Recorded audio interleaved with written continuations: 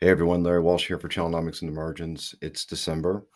Thanksgiving's in our rearview mirror, and we're barreling towards the holidays. This is truly my least favorite time of the year, and that's because it's predictions time.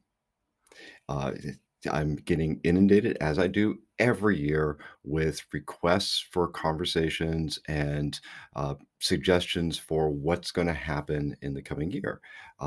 This has been going on since my early days as a journalist. Is that it's an easy story to tell, which is why everyone does it. Here's what's going to happen. This is our perspective, and oh, by the way, our predictions are typically aligned with our interest. So surprised if a vendor's putting out a predictions list for the coming year, it just so happens it's going to involve something that they do. Um, it's the same thing with the media. The media will always put out predictions that are aligned with specific categories. So there'll be the top 10 security predictions or the top 10 cloud predictions. So recognize that predictions are just a simple story to tell. It's a trope. And then, look, I'm guilty. I've done predictions in the past. I try to avoid them. Challenomics, we deal in things that we can demonstrate as provable, or at least have some reasonable expectation that it's going to happen. The reason why many of the predictions that come out, I sort of dismiss them, is because they're not really predictions. They're just reiterations of things that have already been in progress for a long time. By the time something becomes predictable about what's going to happen in the future, it's already been established. The forecast or prediction is just a continuation of a trend that is already apparent to most people who are at least paying attention. So, what do I think is going to happen in next year? Well, look, set aside what everyone's going to say about the latest and new technologies. Three things.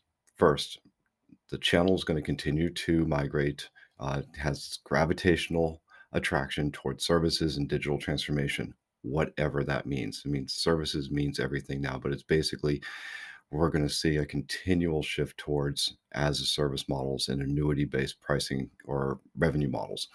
The second thing is that there's going to be a lot of optimization and conservation of resources amid the economic headwinds. It's as simple as that. Look, I talk a lot about this, is that we are headed towards a recession, or at the very least, some pretty shaky economic conditions.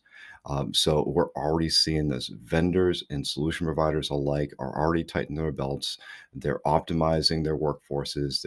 They're looking to hone their capabilities and their infrastructure to maximize their benefits and decrease their cost. So conservation and optimization. And the third thing is we're going to continue to see this ongoing hype of everything that's apparent. So we're going to continue to hear about ecosystems and the next big thing, whatever that next big thing is, because God, we have to have something new always to jump onto.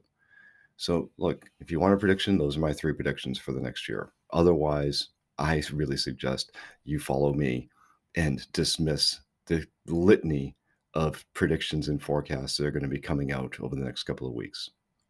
Well, that's about it for now, everyone. If you like what we're doing here, hit like, subscribe to our channel, subscribe to our other podcasts, Changing Channels. In fact, please send us some suggestions. I would love to hear your feedback. Until next time, I'm Larry Walsh.